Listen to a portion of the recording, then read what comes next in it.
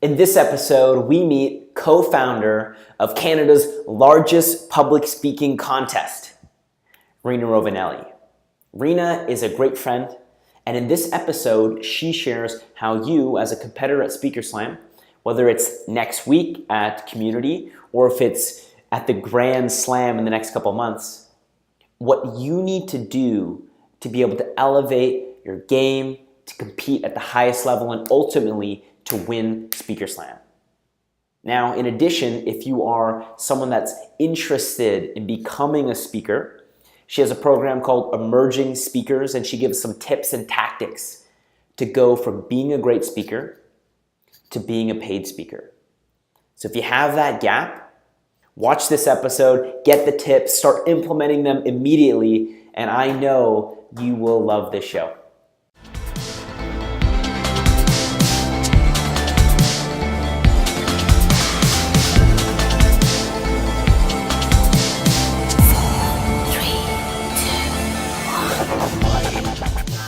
All right, here we go.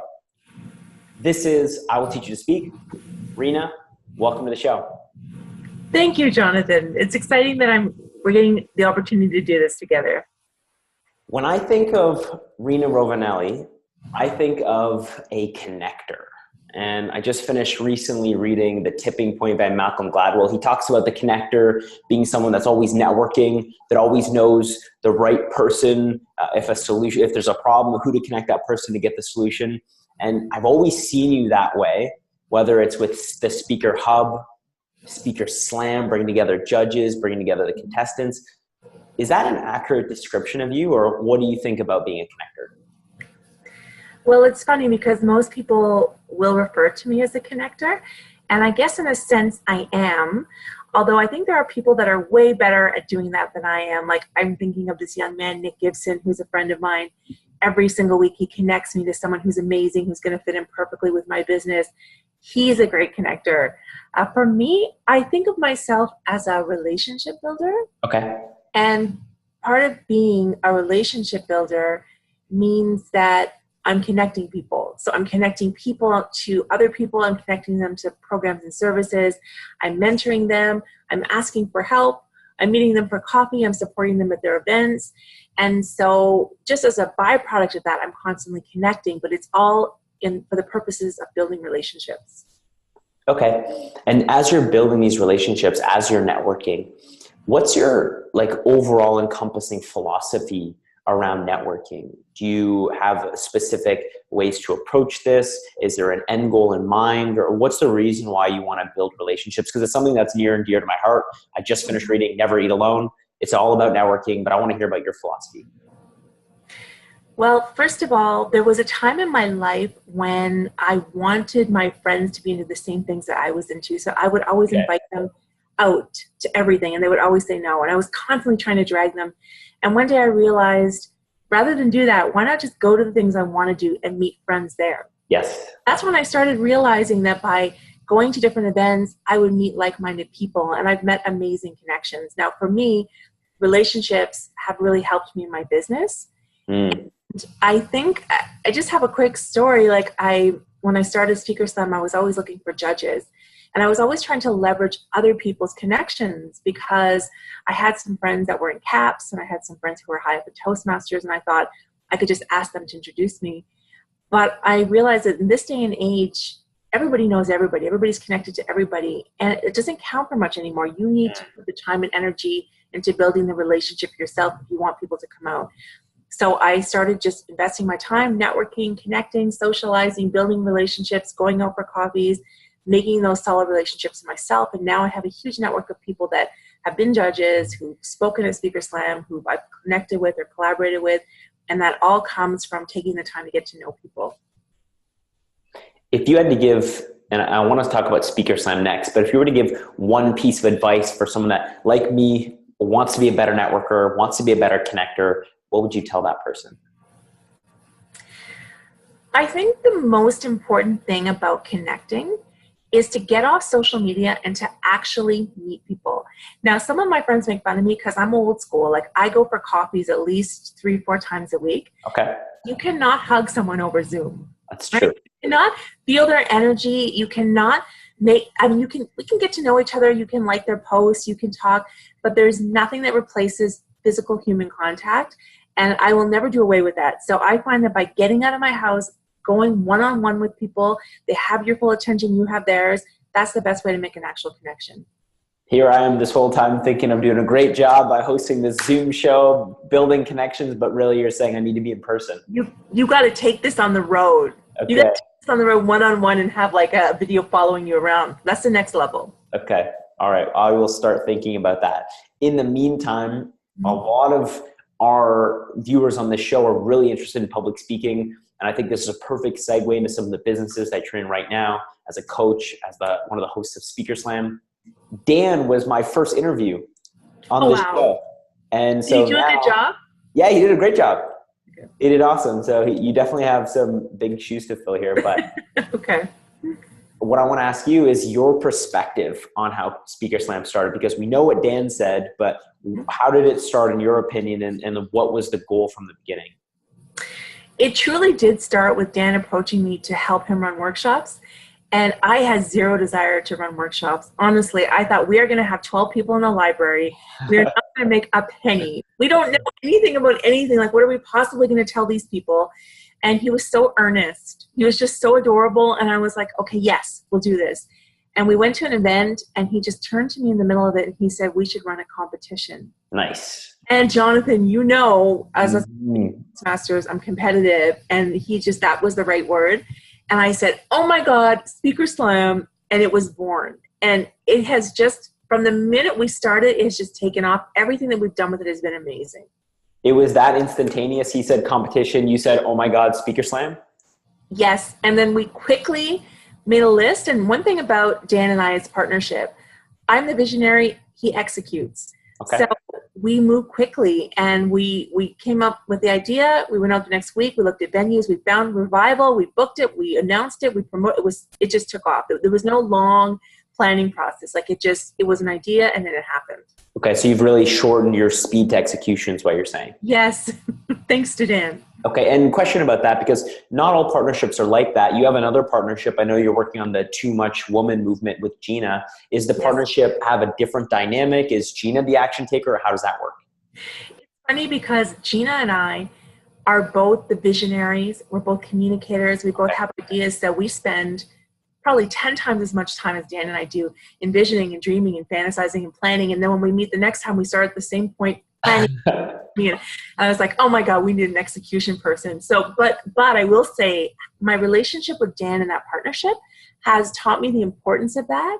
Okay. So I'm able to realize, and I think a lot of people who have businesses get stuck in that phase of the planning and the waiting, and especially women, we're perfectionists. Like we don't want to do anything until we have all the pieces in place.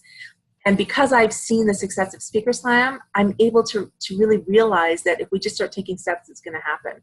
So we've actually been moving really quickly with that as well. So it's good. Okay. I'm glad that you can pull those qualities out of Dan to use them in other areas of your life. I channel him. Let's talk about Speaker Slam really quickly, because I wanted to have this interview with this week because I know that next week is the Speaker Slam competition about community. And there's going to be a lot of people that want your tips. Dan gave his tips and his perspective on what it takes to win Speaker Slam, but I want to hear it from you as well.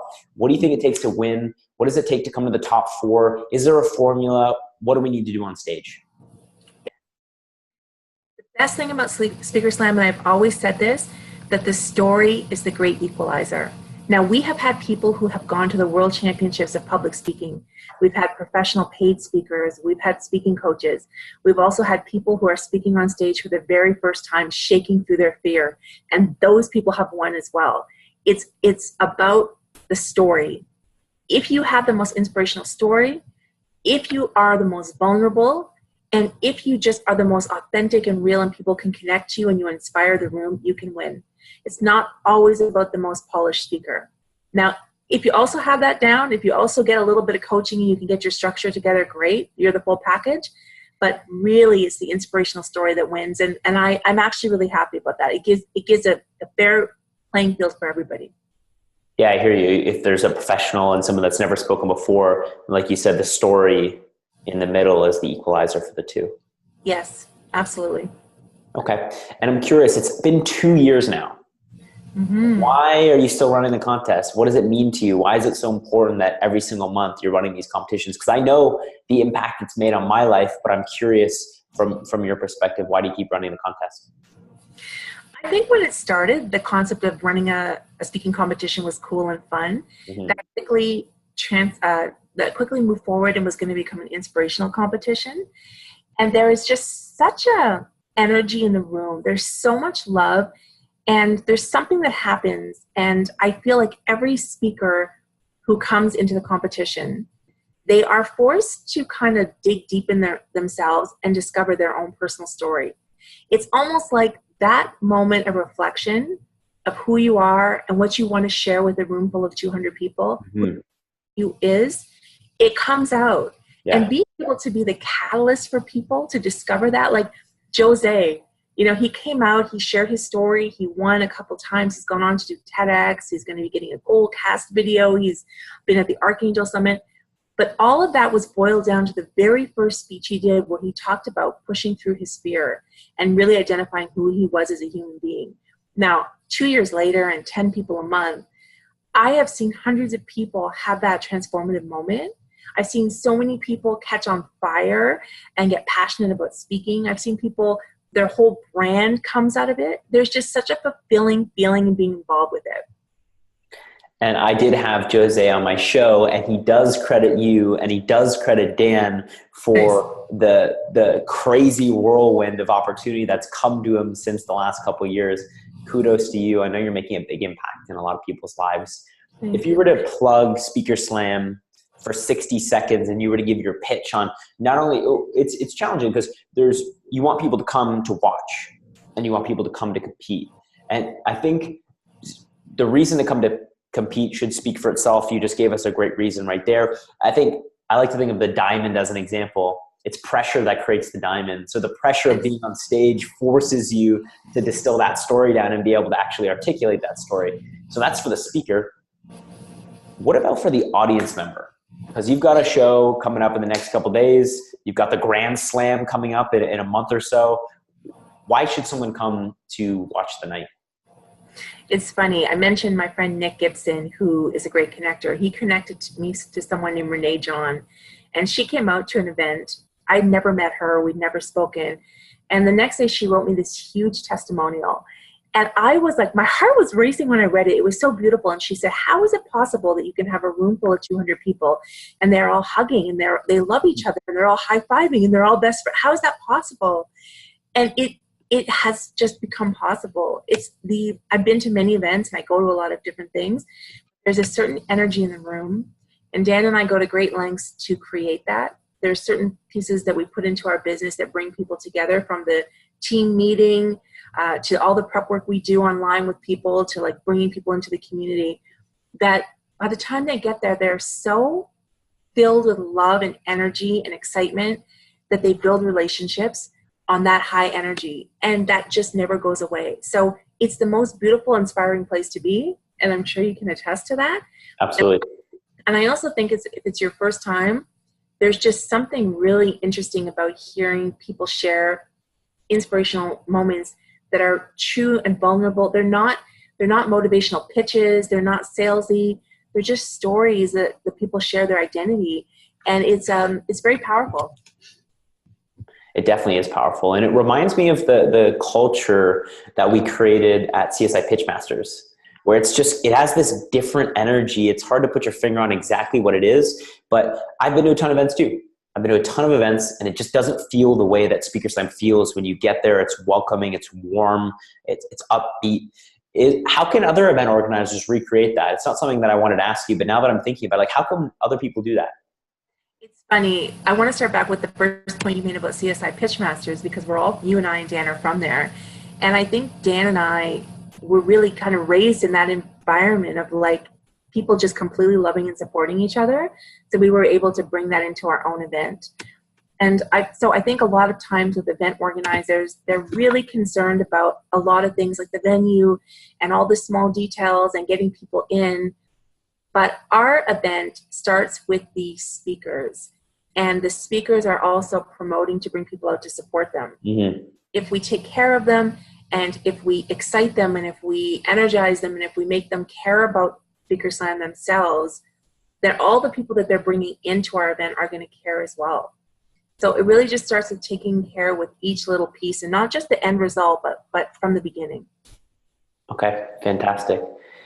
I want to shift gears and talk about something that's really selfish, but I know a lot of the people that watch this show are also interested in creating a business as a speaker. Whether they want to do it full time or they just want to use it as a side hustle to get some additional cash. A lot of the people in my network are pursuing speaking as a career. I know that you're a paid speaker, and also you're becoming a coach for speakers as well. So what do you see as the biggest mistake that somebody that's maybe an amateur right now, they're a great speaker, but they're not getting paid to speak, that wants to transition to being a pro, wants to get paid? What's some of the mistakes they're making? What are the non-negotiables they need to do to make that transition? Okay, that's a good question. And I think with 2 years, I have met so many friends who run speaker bureaus, are speaker coaches, are paid speakers. And the number one important thing to realize is that there is a huge difference between being a great speaker and a paid speaker. Mm-hmm. In my opinion, that difference is the marketing in the middle. Okay. A great speaker with a great presentation and great mannerisms and a great story, but it's more than that. You need to be able to market yourself. You need to be able to have something unique about you. Why would someone choose you over someone else? Have you written a book? Have you done something amazing for charity? Do you have some articles about you? Like, what is your unique selling proposition?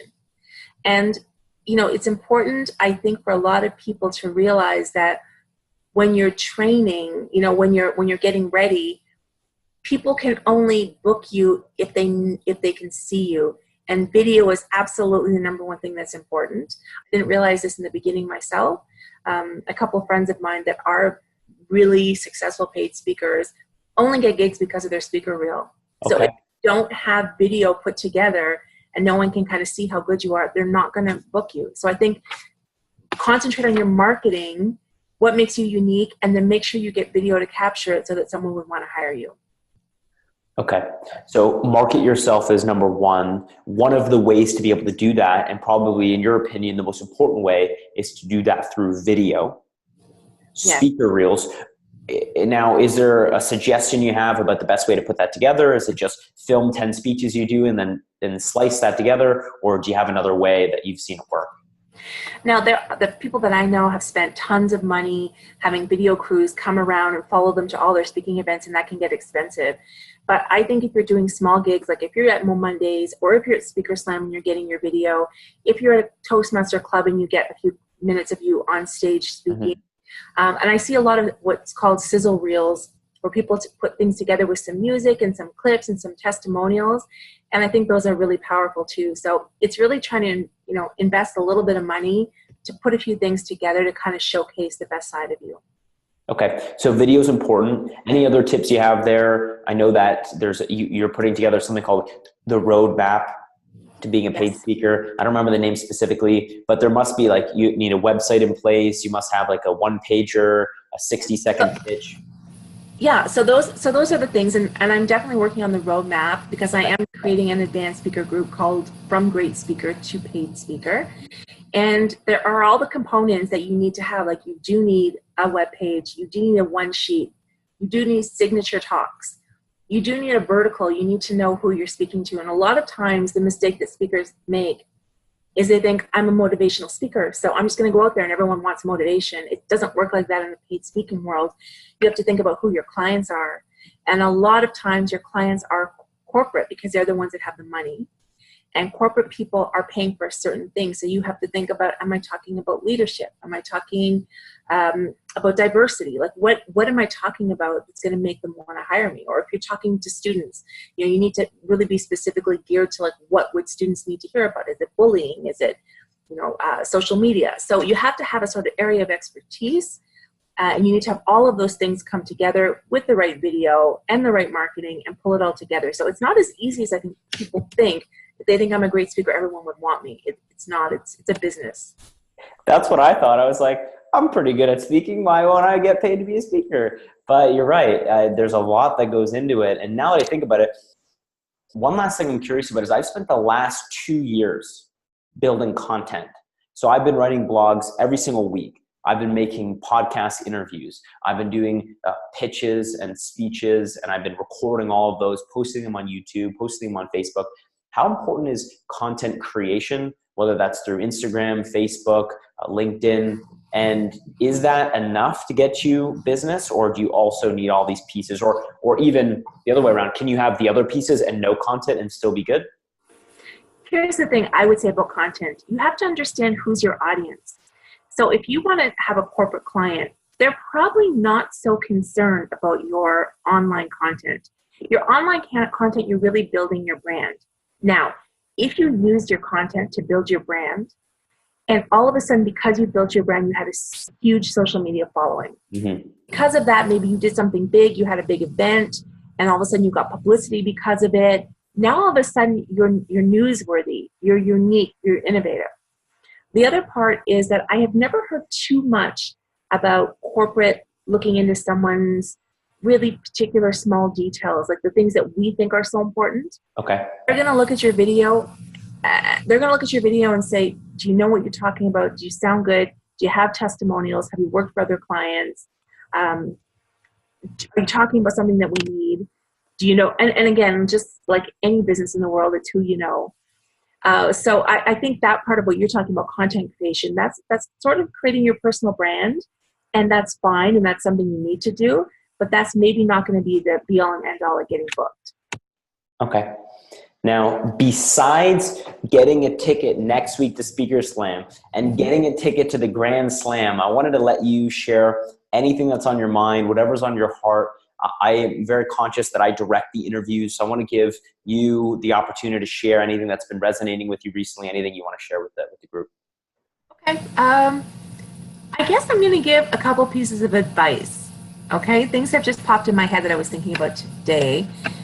The first one is that you should always say yes.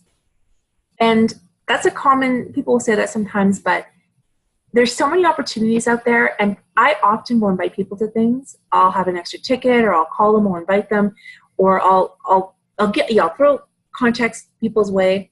Say yes. Meet with people, go to the event, take people up on their opportunity, do the volunteer thing. You just never know what's going to come of it. And people sit in their home all day long planning and dreaming and envisioning, but you're only going to get opportunities when you're out there.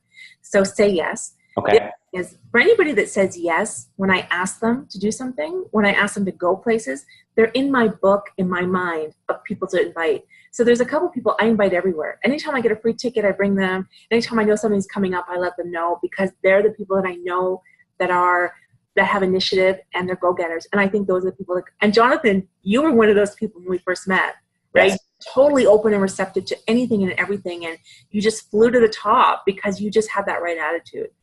That's the first one. The second one is honor your commitments. And it's something that's coming up with me lately. I call it a bit of a cancel culture that we have. Commitments to go to events and to do things, and everybody kind of cancels at the last minute. Something better has come along.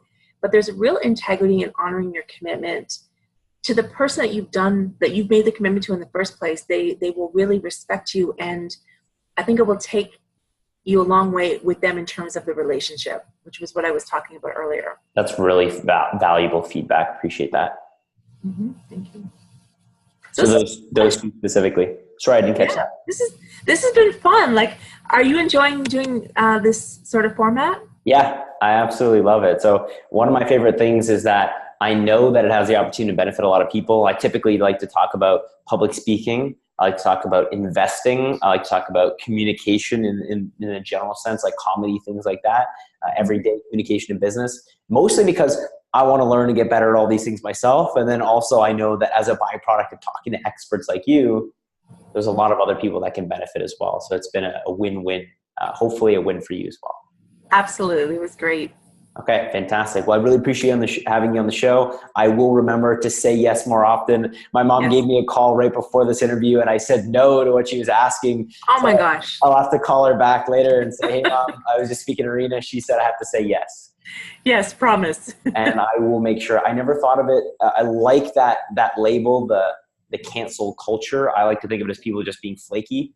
but Yes. I love someone with integrity. I love someone that does what they said they were going to do. They Me show up too. when they said they were going to show up. So I'll make sure to keep bringing that in my Keep life. bringing it, Jonathan. Keep bringing it. I really appreciate having you on the show. Where can people find you online? Is it best to find you on Facebook, Instagram? Where do you prefer to connect? I just broke into Instagram because that's where all the young kids are, and I didn't want to be left out.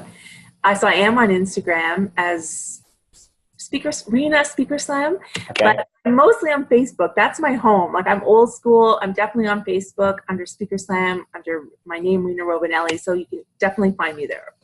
Okay. I will tag your Facebook below in the show notes. Rina Rovinelli, really appreciate you, and I'm looking forward to seeing you at Speaker Slam next week. Thank you. I'll see you then.